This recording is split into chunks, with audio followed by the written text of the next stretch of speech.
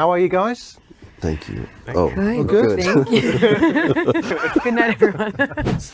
Whoa. Hey, chill, mate. Should we intervene? Seems personal. What happened The puppies backstage, are bro? gonna get out. What happened backstage, bro? Hey, dude, my dude. Ryan Gosling doesn't try to be funny, and that's exactly why no one can stay serious around him. Because the moment he opens his mouth, interviews don't just get awkward. They completely fall apart. Today, we dive into the moments Ryan Gosling completely broke the people around him. And honestly, half the time, it didn't even seem planned. The way this award season's turned out wasn't that much of a rivalry, so just let it go! No, I think I kind of figured out why they call it Barbenheimer and they didn't call it Op and Barbie. Why? Well, I think you guys are at the tail end of that because you were riding Barbie's coattails all summer. I have to admit something. Oh, yeah, okay. I didn't try the suit on before I came out. And I realized that it's so tight. It's wildly inappropriate. I feel like I'm going steady with these pants. But that was only the warm-up, because once co-stars get involved, the whole thing becomes a disaster in the best way. We're here to present the award for Best Adapted Screenplay. And not to get too technical, but that's the screenplay that was the best at adapting to whatever harsh conditions and obstacles were thrown in its way. No, it's a screenplay adapted from another source. Agree to disagree, okay? What's that? Agree that you're wrong. Look, let's not fight. I mean, my God, we have 2 Academy Awards between us. This is beneath us. And this isn't the first time their interactions have played out this way. Let's get on with what we're here to do. And What's going on? I'm the Actor Awards, the Australian Academy of Cinema and Television Arts. Hey, you won? Congratulations. No, I'm... Oh, you lost? No, I'm actually... You're right. You win just by being nominated. You'll get them next time. I'm presenting. Oh. Yeah, presenting. Oh, that's gracious of you. Yeah, ladies and gentlemen, you might not recognize him with his clothes on, Ryan Gosling. G'day, folks. How you going? Put Ryan Gosling next to Emily Blunt, it doesn't even feel like a press interview anymore. It feels like 2 siblings arguing in front of an audience. What's your favorite Taylor song? I think All Too Well has become a very... it has a soft spot in my heart now because of the film. Yeah, What's else? yours? Are you ready for it? Yeah. No, that's the song. Oh. What a poser. This is the chemistry she created. This is it. It's all born out of a little spice and a She little set that spike. up and knocked it Yep, down all little on her contention. Stunt was most memorable to get to be a part of or just even to witness on set? I mean, own. I the don't record... remember the stunts that I did because I blacked out. Because you were drunk. Yeah, well, yeah, that's true. Yeah. But Ryan and Emily aren't always the ones making each other laugh. Sometimes it's the interviewer. Do you think, Ryan, that Ken will always be inside of you? Like there might be... Yeah, I don't know.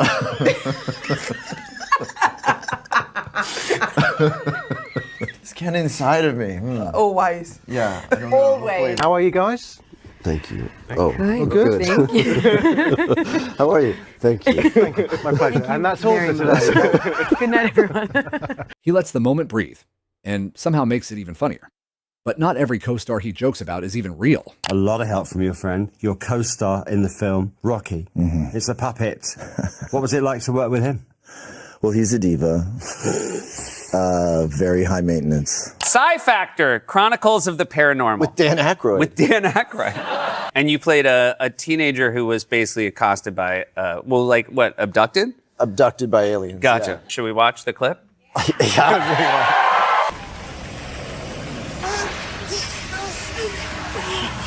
Should we do it? Yeah. Should we get...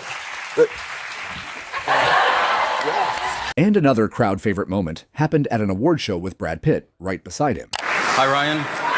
Yeah, whatever. Are you upset with me, or are you... What's that? You all right? You seem upset. No, man, we're good. Whatever. Sure? Honestly, I was told I was presenting alone, so... It's fine. You know what I mean? Obviously, I've been recast into some kind of Joe Biden, Andy Richter, Robin type role. No, I'm here to support you, so if you want to... Oh, that's no, nice. really. There you just go. Take the high road. I look petty. Classic Brad. It's just classic Brad. And somehow, Brad just goes along with it. But nothing breaks people faster than Ryan telling a story. I was on some kind of Canadian Star Search, And my main competition were these two twins who were tap dancers, and they were dancing to Phil Collins' Two Hearts. They were the ones to beat. So getting ready to start, which is This Is How You Started, a winning dance number if you want to know. And I look up into the just off stage, and the two twins are standing there like the twins from The Shining. And they're just going like this. Bring the family to New York with you? I did. I brought my family. Yeah. My youngest daughter is a year and a half. It was her first time in New York. I brought her to the window in the morning, and I said, you know, sweetheart, welcome to New York. And 2 cars went smash. But what he pulled off in this interview with Harrison Ford completely shifted the energy. A little happier music. You know, this new film. What can you tell me about it? Obviously, you've told me that it's you having a drink. I think it's. I feel like that's where this is headed. That's what I did on set. I knitted this sweater. It's Blade Runner inspired. I don't know what to say now. I don't know. Is this an interview or is this? All right, I'll go with you, Harrison. I agree. You're my man. You're my man today. Get out of the way. Thank you. For 3 months and shot for 2 months, so we spent, you know, almost half a year together, which was really fun. Hey, Ryan. Ryan. Let's just forget it. Then came a question that Conan O'Brien didn't see coming. By the way, what's going on between you and my girlfriend? What do you mean, what's going on? I told her I was doing the show, and she said, "Oh my God, I love Conan. I love Conan." And I said, well, what? What was that? She said, "What? I'm just saying I love Conan. I love Conan." I said, "But how come you keep saying it twice? And how come when the second time you say it, you kind of say it like somber and to yourself?" I love him. Yeah, well, some guys got it.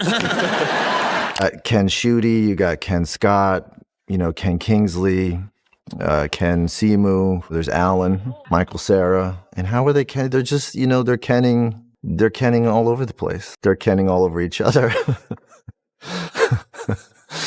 They're Kenning everywhere. And they're Kenning so hard that they're going to Ken themselves blind if they don't stop Kenning.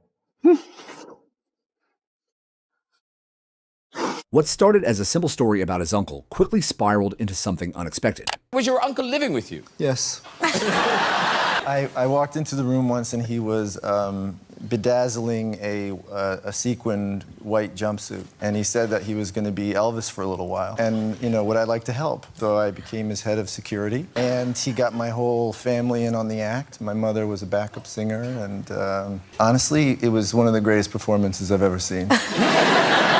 And when Harry Styles showed up during his SNL monologue, Ryan couldn't stay composed. What are you doing here, man?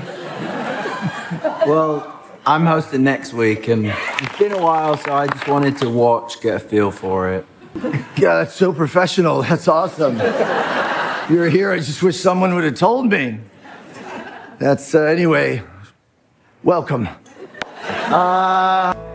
Everyone you've ever heard of lived out their lives. Every king, every peasant, I'm sorry, why are we on Harry Styles? And just when you think his stories couldn't get any weirder, this one goes all the way back to how he grew up. My parents came upon a truck of cellophane somehow. Not to ask too many questions, I didn't. Suddenly there was a basement filled with cellophane. They encouraged me to go to school and see if I could sell it to my teachers or put a few in my backpack and try and hawk them at recess, you know? Convince kids that they might be good stocking stuffers for their parents. What are the uses of cellophane? What do you mean, what's the use of cellophane? I know the name, but I don't know what you do with it. You know, you wrap sandwiches in it, it keeps things fresh. Oh, okay.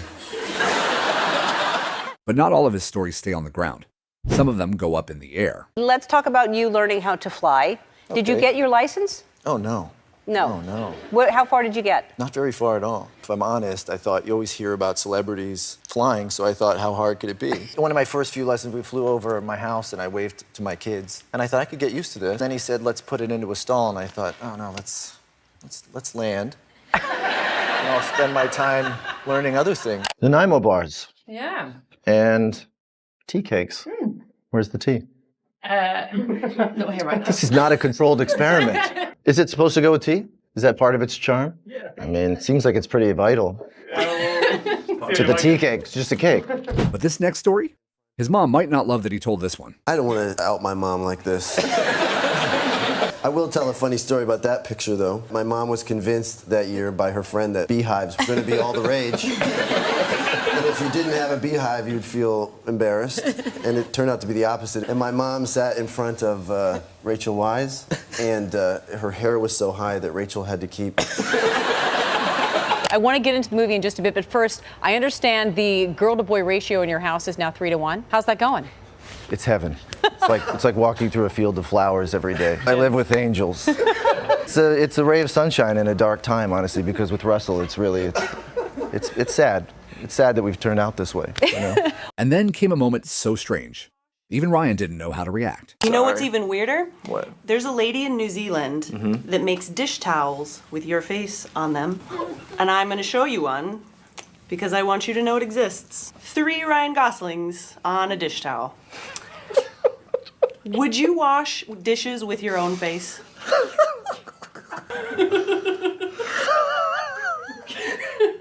And I just had this in my house. You think that the love fantasy is really offended in the end? I've had too much champagne to answer that question. Emma? Will you just repeat the very last part again?